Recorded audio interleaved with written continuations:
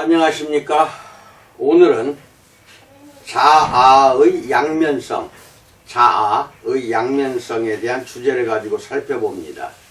먼저 각자의 내면에는 아담 1과 아담 2, 두 아담이 내 안에 있다고 생각하시고 제 이야기를 듣기 바랍니다. 창세기에 나오는 아담과 관련된 먼저 성구절을 찾아서 봉독합니다. 먼저 첫째 아담 1입니다. 두 명의 아담을 말하는 게 아닙니다. 이거 오해하면 안 됩니다. 두 명의 아담이 아니라 각자 한 사람마다 그 안에 영혼 안에 아담 1이 있고 아담 2가 양면적으로 자리 잡고 있다는 것입니다. 거기에 관련된 성구절로 먼저 첫째 아담 1 창세기 1장 26절로 28절 말씀을 봉독합니다. 하나님이 이르시되 우리의 형상을 따라 우리의 모양대로 우리가 사람을 만들고 그들로 바다의 물고기와 하늘의 새와 가축과 온 땅과 땅에 기는 모든 것을 다스리게 하자 하시고 하나님이 자기 형상 곧 하나님의 형상대로 사람을 창조하시되 남자와 여자를 창조하시고 하나님이 그들에게 복을 주시며 하나님이 그들에게 이르시되 생육하고 번성하여 땅에 충만하라 땅을 정복하라 바다의 물고기와 하늘의 새와 땅에 움직이는 모든 생물을 다스리라 하시니라 라고 말씀합니다. 이게 첫째 아담 1이고요. 두 번째 아담 2 창세기 2장 15절과 3장 8절을 봉독합니다. 여호와 하나님이 그 사람을 이끌어 에덴 동산에 두어 그것을 경작하며 지키게 하시고 3장 8절은 그들이 그날 바람이 불 때 동산에 거니시는 여호와 하나님의 소리를 듣고 라고 말합니다. 자아의 양면성입니다. 로마서 7장 15절 내가 행하는 것을 내가 알지 못하노니 곧 내가 원하는 것은 행하지 아니하고 도리어 미워하는 것을 행함이라. 벌써 바울 사도가 하는 이 고백 속에는 두 아담이 특징이 나타납니다. 매일 오후 5시 무렵이면 어서 집에 가서 가족과 저녁 시간을 보내야지 하면서도 사무실에 좀 더 남아 이메일 한두 통만 더 처리하고 싶은 유혹을 느낍니다. 많은 사람들이 불륜을 절대 안 된다고 생각하면서도 낯선 이성과 보내는 뜨거운 하룻밤을 상상합니다. 그런가 하면 건강한 식습관이 얼마나 중요한지 잘 알면서도 유혹을 이기지 못하고 뷔페에서 배가 터지도록 먹는 사람이 얼마나 많은가요? 자신의 목소리를 따르라는 말을 들어본 적이 있을 것입니다. 문제는 우리에게 통일된 하나의 자아가 아닌 여러 자아가 있다는 것입니다. 때로는 우리 안에서 저마다 다른 제안을 하는 여러 목소리가 뒤엉킨 듯 느껴질 때가 있습니다. 물론 이것을 꼭 나쁜 일이라고 할 수는 없습니다. 성경에서도 우리가 다양한 동기와 욕구를 지닌 복잡하고 다차원적인 존재라는 점을 암시하고 있습니다. 랍비 조셉 솔로베이치크 이후부터는 솔로라고 칭하겠습니다. 이 사람은 고독한 신앙인이라는 책에서 성경의 첫 책 창세기에서 아담의 전혀 다른 두 가지 다른 모습이 나타난다는 점을 지적했습니다. 여기서 말하는 이중 아담설이 아닙니다. 그는 이 한 아담이 인간 본성의 다른 두 측면을 가리킨다고 주장하며 이 두 측면을 아담 1과 아담 2로 명명했던 것입니다. 즉 한 아담 안에 존재하는 자아의 두 양면성을 말하는 것입니다. 첫 번째, 내 안에 아담 1과 아담 2에 대해서 알아봅니다. 솔로에 따르면 창세기 1장에 나오는 인물은 아담 1입니다. 이 아담은 땅에 충만하라 땅을 정복하라 28절에서 말씀하는 하나님의 명령만 쫓습니다. 그에게는 정복하고 창출하고 통제하려는 욕구가 있습니다. 현대를 배경으로 풀이하자면 아담 1은 자연의 원리를 이해해서 질병을 정복하거나 큰 기업을 일구거나 세상을 통제하려고 합니다. 이 아담은 생산하고 성공해야 한다는 압박감을 느낍니다. 솔로는 이런 소명이 좋고 필요하다고 말합니다. 그래서 우리는 성과를 내기 위해서 저마다 적당량의 아담 1이 필요하다는 것입니다. 계속해서 창세기 2장에는 아담 2의 모습이 등장합니다. 정복하고 창출하고 통제하려는 아담 1과 반대로 아담 2는 동산을 이끌고 겸손히 섬기라는 소명을 받게 됩니다. 3장에서는 바람이 불 때 하나님과 함께 걷는 아담이 8절에 나옵니다. 두 아담은 매우 다른 욕구를 지니고 있습니다. 아담 1은 좋은 것을 생산하기를 원하는 반면 아담 2는 관계를 갈망합니다. 아담 2는 자신의 창조주와 연결되기를 원하고 하와가 나타나기 전까지 외로움을 느낍니다. 아담 2는 자연이 돌아가는 원리보다 애초에 자연이 존재하는 이유에 더 관심이 많습니다. 아담 2는 삶의 의미를 찾기를 원합니다. 솔로는 모든 사람이 아담의 이 두 가지 측면을 동시에 갖고 있다고 말합니다. 우리의 일부 즉 아담 1은 성공을 추구하는 반면 다른 부분 즉 아담 2는 하나님 및 다른 사람들과의 관계를 갈망합니다. 그런데 이 두 자아가 꼭 상충할 필요는 없습니다. 우리가 차고를 청소하거나 새로운 직업기술을 배우거나 세상을 하나님의 정의가 더 넘치는 곳으로 만들기 위해 노력하는 식으로 행동하기 위해서는 아담 1의 열정과 포부가 어느 정도 필요합니다. 하지만 관계, 영적 연결, 삶의 의미를 추구하는 아담 2의 갈망도 그에 못지않게 필요합니다. 두 가지 욕구가 균형을 이루어야 건강한 사람이요, 두 가지 욕구가 서로를 보완해야 온전한 사람이 됩니다. 내 안에 두 아담이 모두 살아 숨쉬고 있습니다. 일하고 성취하기를 좋아하는 아담 1이 있고 사람들과의 관계를 중시하고 하나님과의 친밀한 순간들을 소중히 여기는 아담 2가 있습니다.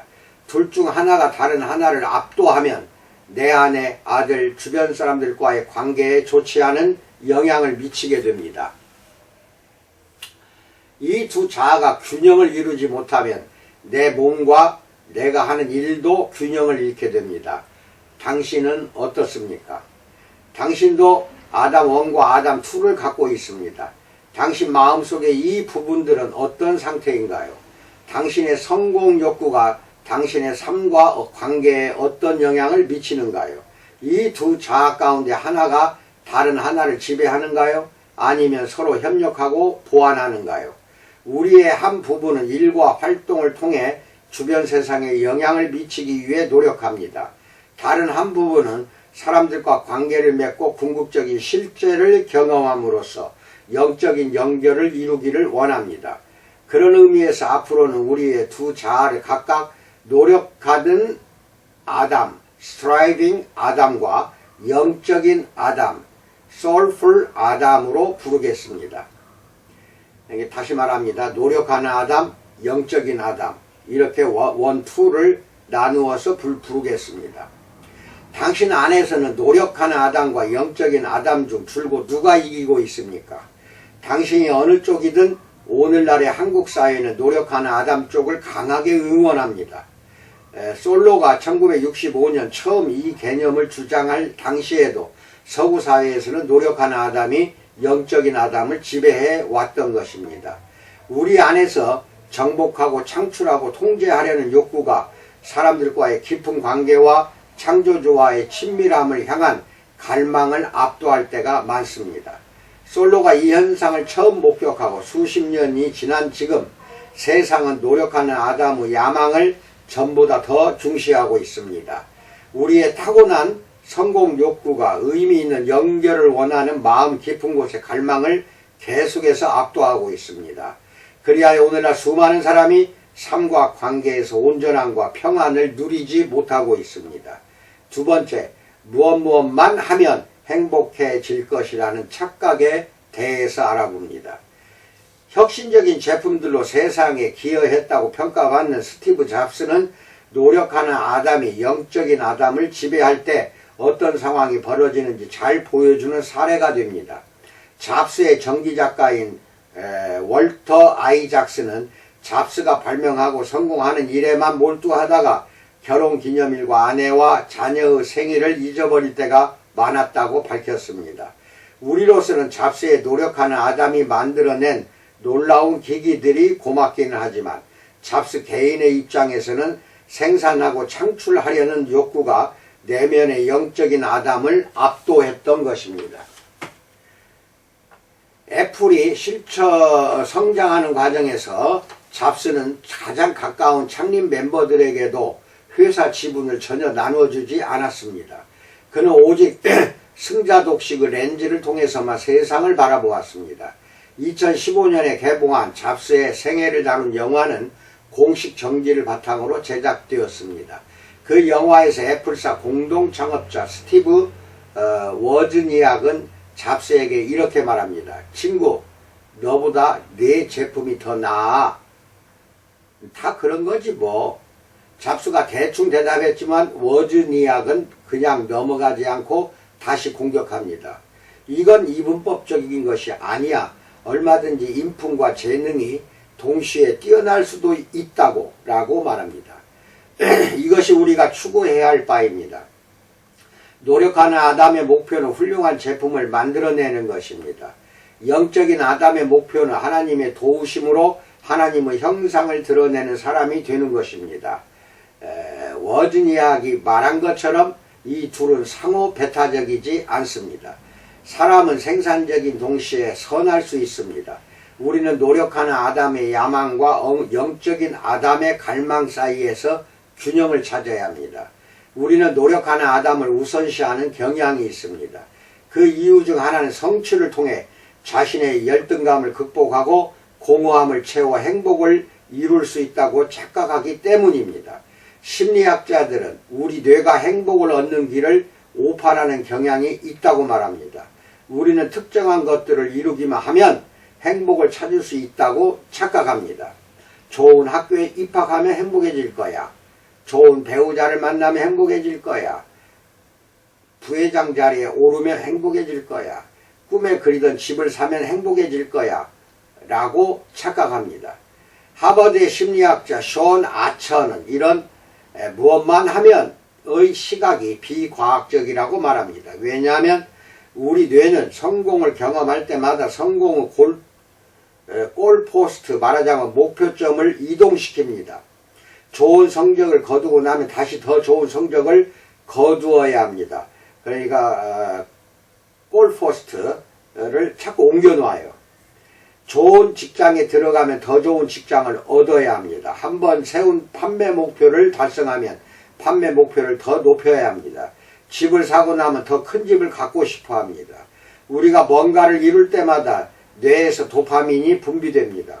그러면 쾌감이 느껴지지만 그래 봐야 잠시뿐입니다. 처음 흥분이 가라앉고 나면 올라야 할 또 다른 산을 바라봅니다. 그 산만 오르면 거기에 행복이 있을 것이라고 생각합니다. 하지만 막상 그 산에 오르고 나면 또 다른 산이 눈에 들어옵니다.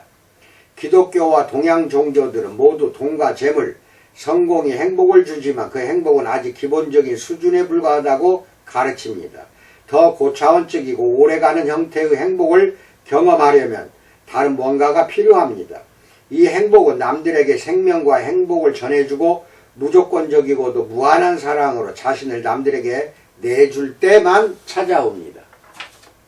그렇다면 하나님의 사랑을 경험한 사람들은 온전하고도 기쁨이 넘치는 인간으로 살아가기가 훨씬 유리한 셈입니다. 무조건적이고도 무한한 사랑을 품으면 세상적인 성공을 추구하는 헛된 욕망에서 자유로워져 참된 만족과 행복을 누릴 수가 있습니다. 이 사랑의 영으로 충만해지며 이번에는 우리가 그분께 받은 생명을 남들에게도 전해줄 수 있고 그럴 때마다 우리의 행복감이 깊어집니다. 물론 행복이 삶의 유일한 목표는 아니지만 우리 자신을 하나님께 내드려 세상에서 그분의 생명의 도구로 사용되면 더 깊고도 오래가는 만족감을 누릴 수가 있다는 것입니다. 이런 기쁨의 삶을 살면 성과가 떨어지기는커녕 더 올라가게 됩니다. 아멘. 이상입니다. 복음서에 보면은 쉽게 설명하죠. 마르다와 마리아가 나옵니다. 마르다는 아담 1이고 마리아는 아담 2라고 생각하시고 마리아만 갈망해도 안 되고 마르다만 갈망해도 안 됩니다. 내 안에는 어차피 마리아만 있는 게 아니라 마르다도 내 안에 있다는 것입니다. 그 마르다와 마리아 이 두 양면성이 존재하고 있습니다. 우리 안에는 마르다 식으로만 할 것이냐 마리아 식으로만 할 것이냐. 현대 서구 문화 문명은 마르다를 좋아합니다. 마리아가 아닙니다. 그렇지만은 또 마리아는 영적인 삶 또는 하나님과의 이웃과의 깊은 연결과 관계를 갈망하는 삶이 마리아의 삶입니다. 이 두 가지가 내 안에서 균형을 이루는 거 이게 가장 지향해야 할 우리 크리스찬들의 목표가 되어야 할 것이 아닌가. 거기에서 행복감을 느끼는 것이 중요하다는 것입니다. 두 양면성의 자아의 균형을 잘 갖추시는 여러분과 내가 되기를 주님의 이름으로 축원드립니다. 감사합니다.